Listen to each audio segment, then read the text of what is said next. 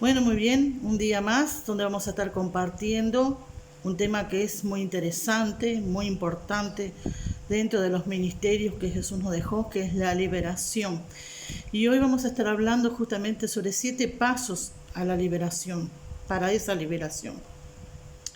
Porque hay pasos fundamentales que tenemos que entender, que dar, porque eso va a traer a nosotros un beneficio de ser completamente libres. Si Jesús nos libertare, verdaderamente seremos libres, dice su palabra. Así que bueno, el primer paso, el primer punto que tenemos que tener en cuenta es la honradez. La honradez, algo que a veces en este tiempo cuesta mucho. Se debe ser honesto consigo mismo, primeramente, reconociendo, ¿verdad?, que te necesitamos, que estamos en un problema, que estamos en ataduras y que realmente no hemos podido, aún como cristianos, muchas veces avanzar en lo que es la liberación. Y después, obviamente, con Dios, que es el que verdaderamente nos va a libertar. Así que si se espera recibir una bendición de parte de Dios en el área de la liberación, tenemos que ser completamente honestos de que realmente hay esa necesidad de nosotros. La falta de honestidad mantiene áreas de nuestra vida, hermanos, en tinieblas, ¿verdad? Por eso dice que nosotros somos y tenemos que ser luz. Mientras estemos en tinieblas, todo se nos va a hacer nublado, todo lo que pasemos, vivamos o entendamos la vida no va a ser tan clara, ¿verdad?, como la que realmente tenemos que ver, porque hay un mundo que es natural, pero también hay un mundo que es sobrenatural. Los espíritus demoníacos amedrentan en tales tinieblas, pero la honradez ayuda a sacar a luz. Qué tremendo, ¿no? Todo pecado, dice, que no se confiese, ¿verdad?, que no se confiese, de la cual no haya habido un arrepentimiento genuino, lo que hace es otorgar a ese demonio tener un derecho legal hacia nuestras vidas. Es que nosotros somos los que le damos a esa legalidad, es que nosotros es que abrimos puertas, es que nosotros es que le permitimos a esos espíritus tomar control de todo nuestro ser. Por eso es que necesitamos nosotros ser honrados, necesitamos ser sinceros para con nosotros mismos y poder decir: yo necesito realmente de algo que me libere de ciertas cosas que estoy o que están en mi vida. Amén. Así que eso es importante, no darle más a esa autoridad que Él a veces quiere tener sobre nosotros. Porque una vez que nosotros fuimos lavados, comprados, redimidos por la sangre de Cristo, esa legalidad ya no la va a tener, no la tiene que tener, pero nosotros tenemos que realmente dedicar nuestro ser completamente, dejar que el señorío de Dios gobierne toda nuestra vida, que Él realmente sea quien domine, quien controle, que sea nuestro amo y nuestro Señor, ¿verdad? Jesucristo, el que pagó el precio. Pero mientras el demonio vea que nosotros le damos una legalidad, mientras vea que nosotros todavía le otorgamos ese permiso de entrar a nosotros, de que nosotros todavía no nos hayamos tenido un arrepentimiento genuino hacia el pecado, realmente es difícil, porque nosotros vamos a tener una apariencia de libertad, ¿verdad? Él por momentos nos va a engañar, no solamente que nos engañamos a nosotros mismos, sino que los espíritus nos va a engañar un tiempo, nos va a decir: oh, qué bien me siento, qué bien que soy libre en este tiempo, yo tengo gozo, tengo alegría, puedo conquistar esto, conquistar lo otro. Pero otra vez, nuevamente, Él espera que nosotros estemos en debilidad, ¿verdad? Y que nosotros, como no hemos salido, nos engaña y pensamos: wow, esto sí es Dios que realmente está actuando en mi vida. Y dice el salmista, ¿verdad?, el Salmo 139, 23 al 24, dice así, Salmo 32, 5, perdón: mi pecado te declararé y no encubriré mi iniquidad. Dije: confesaré mis transgresiones a Jehová, y tú perdonaste la maldad de mi pecado. El salmista fue claro en decir: yo te declararé, le dijo, mi iniquidad, reconocer, él sabía que había una iniquidad, ¿verdad? Entonces, cuando uno reconoce, como el salmista reconoció, él le declaró a Jehová y dice, y se dio cuenta, dice, y tú me perdonaste. Y después dice nuevamente, ahí sí, en el Salmo 139, 23 al 24, examíname, oh Dios, y conoce mi corazón, pruébame, conoce mis pensamientos, y ve si hay en mi camino perversidad, entonces guíame por el camino eterno. Qué tremenda esta palabra del salmista, cómo él examinaba, cómo él meditaba, cómo él se examinaba a sí mismo, pero a su vez no confiaba en él, sino que él decía, examíname, oh Dios, y conoce mi corazón. Usted sabe que Dios, que fue el que nos formó, nos creó desde el vientre de nuestras madres, que nos escogió, él sabe, dice, lo que hay en nuestro corazón, porque dice, engañoso es el corazón del hombre, ¿quién lo entenderá? Pero Jehová sí lo conoce, Jehová sí lo entiende, Jehová lo escudriña todo, escudriña nuestra mente y nuestro corazón. Dice que antes que nosotros abramos nuestra boca, Él sabe lo que aún hay en nuestro pensamiento, antes que le declaremos realmente, aunque que lo hagamos salir a flote a este mundo exterior, de adentro hacia afuera de nosotros, ¿verdad? Ella sabe lo que hay en nosotros. Podremos nosotros engañarnos a nosotros mismos, pero a Él no. Y qué bueno es que nosotros podamos reconocer ese punto y ser honrados con nosotros mismos, ¿verdad? Segundo punto muy importante es la humildad para reconocer eso. Esto implica entonces reconocer que uno debe depender de Dios, ser dependiente de Él, que solamente a través de Él, por su sangre preciosa, por darnos vida, todo eso es lo que necesitamos, siempre va a ser de esa ayuda, ¿verdad?, que es sobrenatural, que necesitamos plenamente rendirnos a Él. Esto implica reconocerlo y que depender de Dios para esa provisión de la liberación. Dios dice ahí en Santiago 4, 6 y 7, dice, Dios resiste a los soberbios, dice, y da gracia a lo humilde. Así que Dios mira de lejos a aquel que es soberbio, aquel que es altivo, aquel que dice, yo no necesito de Dios, yo no necesito de esa liberación, yo estoy bien, o yo sé cómo hago, o depende de Él mismo para aplacar, ¿verdad?, ciertas situaciones en su vida. Pero es importante esa humildad delante de Dios y reconocer. Y otra cosa que es muy importante para esa liberación, hermanos, que nosotros no podemos dejar de lado, dice así, que dice, someteos pues a Dios, resistir al diablo y huirá de vosotros, Santiago 4, 6, 7. Ay, qué interesante, hermanos, porque la verdad a veces pasamos por los dos últimos puntos que dice, ¿verdad? Sí, resistir al diablo y pedimos que él huya de nosotros, reprendemos al diablo y aplicamos esa palabra, la sangre de Cristo tiene poder, pero no hay un sometimiento verdadero a Dios. No hay ese sometimiento verdadero a Dios, someterse a su palabra, someterse a su voluntad, someterse a lo que Él nos demanda cada día, someternos a hacer morir la carne, someternos a nuestros deseos pecaminosos, ¿verdad? Y darle libertinaje a lo que nosotros sabemos que por causa del pecado de Adán y Eva nosotros hemos heredado esos pecados, pero una vez que conocemos que tenemos luz, revelación de Dios, nosotros tenemos que apartarnos de esos pecados.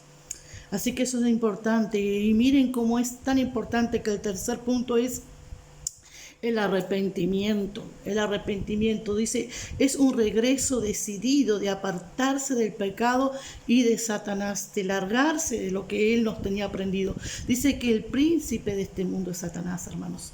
Él es el príncipe de este mundo y cuando no conocemos a Dios estamos a merced del diablo. Pero una vez que Cristo quiere venir a tu vida y le abres el corazón, Él debe de gobernar tu vida. Así que otra de los puntos importantes e indispensables es aborrecer todo el mal de la vida y dejar de estar de acuerdo con ese mal. Cuando yo me pongo en desacuerdo con el mal, cuando yo aborrezco el mal, cuando yo realmente reconozco, ¿verdad?, ese mal en mi vida, ¿verdad? Ahí es cuando realmente hay un verdadero arrepentimiento. Porque dice la palabra en Amós 3:3, andarán dos juntos si no estuvieren de acuerdo. Dios dice que ama al pecador, pero no ama nuestro pecado. Él ama tu vida, Él ama mi vida, pero no ama el pecado que está en nosotros, que nosotros cometemos, el pecado que no nos arrepentimos, ¿verdad? Si no, nosotros nos estamos engañando a nosotros mismos. La liberación, hermanos, es muy importante.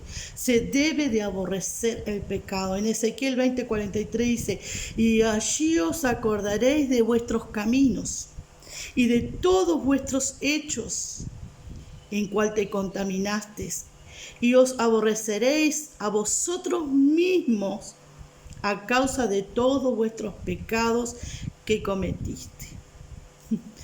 O sea, no tiene sentido buscar una liberación, no tiene sentido venir a Dios, no tiene sentido venir a la iglesia, sentarte en un banco de la iglesia, si nosotros no examinamos nuestra vida de pecado, porque Él vino a morir en la cruz del Calvario, ¿verdad? A ser crucificado como Él fue maltratado, como Él fue allí crucificado, como Él fue aborrecido, ¿verdad? Para venir a salvar a la humanidad del pecado, no vino otra cosa. No había, dice, ni un justo siquiera que pudiera hacer eso por nosotros. Antes había expiación por los pecados a través de corderos, de animales, pero Él vino a morir por esta humanidad pecaminosa, por la herencia que teníamos nosotros heredada de Adán y Eva. No tiene sentido si nos aborrecemos y seguimos cometiendo y viviendo una vida de pecado. El cuarto punto, hermanos queridos, y aquellos que están escuchando este video, renunciación. La renunciación es dejar el mal, renunciar la acción que resulta ese arrepentimiento. Vamos a ver lo que nos dice en Mateo 3, 7, 8. Dice, al ver Juan el Bautista que muchos de los fariseos y de los saduceos venían a su bautismo, les decía, generación de víboras, ¿quién nos enseñó a huir de la ira venidera? Haced pues frutos dignos de arrepentimiento. ¿Saben cómo eran los fariseos y los saduceos? Eran sepulcros blanqueados, por fuera se mostraban muy bien, por fuera se mostraban como que eran santos, por fuera se mostraban que ellos podían con la ley, ¿verdad? Pero la ley no les salvaba, no había hecho el efecto que tenía que hacer en su vida. Ellos eran los que decían a los otros lo que tenían que hacer, pero ellos estaban llenos de eran como sepulcros blanqueados, muy blancos por fuera, y por dentro estaban llenos de pudrición, llenos de pecado, llenos de cosas que realmente Dios, o sea, Jesús sabía. Así que nosotros podemos tener una apariencia de piedad, una apariencia de ser santo, una apariencia de estar bien delante de Dios, pero nosotros sabemos muy bien cómo somos. Nosotros nos conocemos, a no ser que nuestra mente ya sea cauterizada por el Señor, pero Él nos hace examinar nuestros caminos. Eso es hacer, entonces, producir frutos dignos de arrepentimiento. A veces nosotros vemos dones de la gente, vemos dones de líderes, vemos dones de ciertos hermanos, pero eso no nos va a llevar al cielo. Aún con todos los dones que podamos tener, si no tenemos una vida de práctica, si no tenemos un estilo de vida diferente, si no vivimos bajo del reino, del gobierno de Dios, con las leyes de Dios, ¿verdad? Y dejamos todas esas cosas, nosotros verdaderamente lo que estamos haciendo es simplemente, ¿cómo les voy a explicar? Una apariencia de cristianos, pero obviamente que estamos hablando de la liberación, obviamente que estamos hablando de espíritus que vienen a nuestras vidas, y esos espíritus sí que nos engañan. Y qué tremendo llegar a la presencia de Dios y que el Señor nos diga, a vosotros no lo conozco. Así que producir esos frutos de arrepentimiento implica más que palabras, es una demostración del arrepentimiento, es la prueba de que ya se dejaron esos pecados, dejar el pecado atrás. Si yo adulteraba, no adultero más. Si yo fornicaba, no fornico más. Si yo tomaba, no tomo más. Si yo mentía, no miento más. Si yo robo, no voy a robar más. Si yo... hay tantas cosas, ¿verdad? Porque dice, ay, no todos los pecados son igual delante de Dios. Claro que sí. Claro que sí. Nosotros no hay para Dios pecados pequeños, pecados grandes, blancos. No, todo el pecado es pecado, hermanos. No queramos cambiar las cosas. Pecado siempre va a ser pecado. Aquello que realmente nos va a destruir, aquello que realmente no estamos dando fruto, aquello que va a destruir aún el entorno nuestro que nos están viendo todo el tiempo, ¿verdad? Qué difícil es hoy decir como el apóstol Pablo, ¿verdad? Sean imitadores de mí como yo de Cristo. Qué difícil que es, porque seguramente hay que vivir como Cristo vivió, como Él es, como Él anduvo sobre esta tierra, porque Él era 100% Dios, pero 100% hombre.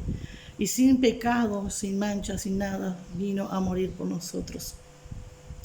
Así que es muy importante eso. Por ejemplo, si alguien se arrepiente también de lujurias, de la pornografía, tiene que destruir todas esas cosas, tiene que evitar de ver esas cosas, porque el enemigo, muchas veces nosotros podemos estar un tiempo y decir, no, yo soy fuerte ahora en esta área, yo realmente estoy, ahora me conozco, sé que Dios está conmigo y que nada va a pasar y que si yo hago esto y lo otro, no, hermanos, equivocados estamos.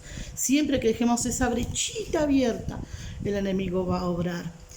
Es cosa que nosotros tenemos que entender que nosotros no somos tan fuertes si no es en Cristo. ¿Verdad que sí? Muy bien, renunciar significa una completa ruptura con Satanás y con todas sus obras. El quinto punto es el perdón. Dios perdona libremente a todos los que confiesan el pecado, piden perdón por medio de su Hijo y se aparta. Él espera que perdonemos a quien nos haya también herido en cualquier forma. Dice así en Mateo 6, 14 al 15, porque si perdonás a los hombres sus ofensas, perdonará también a vosotros vuestro Padre Celestial, mas si no perdonás a los hombres sus ofensas, tampoco vuestro Padre os perdonará vuestras ofensas.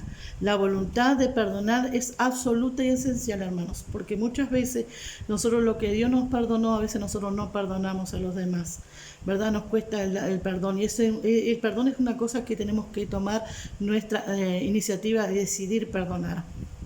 Eso es muy importante. Si uno está en las cosas de Dios, si uno solo con la oración no logramos la bendición, a veces nosotros tenemos algo contra un hermano, contra otro, dice en una cierta ocasión en la palabra de Dios que si nosotros vamos a dejar aún nuestra ofrenda a Dios, ¿verdad? Si tenemos algo contra alguien, que primeramente vayamos, pidamos perdón y después dejemos nuestra ofrenda en el altar.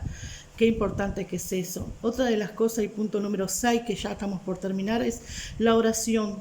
Pídale a Dios que le libere, que lo mantenga libre en el nombre poderoso de Jesús. Dice así en Joel 2:32, y todo aquel que invocare el nombre de Jehová será salvo. Todo aquel que invocare al Señor será liberado. Invócalo. Ora. Pide y se te dará. Él escucha la oración, esa oración sincera, desde que desde el principio hablamos de la honestidad, esa oración que realmente desgarra el corazón de arrepentimiento, el que realmente dice, Señor, yo soy pecadora, yo realmente necesito, yo con mi fuerza no puedo ni siquiera dejar esto o lo otro, pero contigo todo es posible, en ti todo lo puedo, en Cristo que me fortalece. Después le quiero decirle 7 puntos que es muy, pero muy importante. Una cosa es la oración y otra cosa es la guerra espiritual. Usted sabe que nosotros, dentro de las cosas de Dios, nosotros somos militantes, somos como llamados a un ejército a pelear la buena batalla.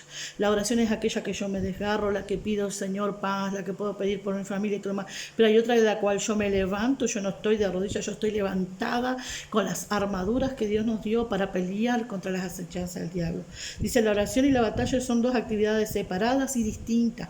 La oración es hacia Dios y la guerra hacia el enemigo. O sea, yo ya no me dirijo a Dios, sino que me dirijo a Satanás directamente, ¿verdad? Así que en Efesios 6, 12, 2 y Corintios 10, 3, 5 es indispensable usar como armas a la sumisión de Dios y la sangre de Jesús, la palabra de Dios y el propio testimonio. Miren qué interesante, como cristianos, como creyentes, es muy, pero muy importante. Identifiquemos los espíritus, fijémonos en ellos directamente por su nombre, con voz de mando y con fe, ordenándoles salir en el nombre de Jesús entre esas batallas.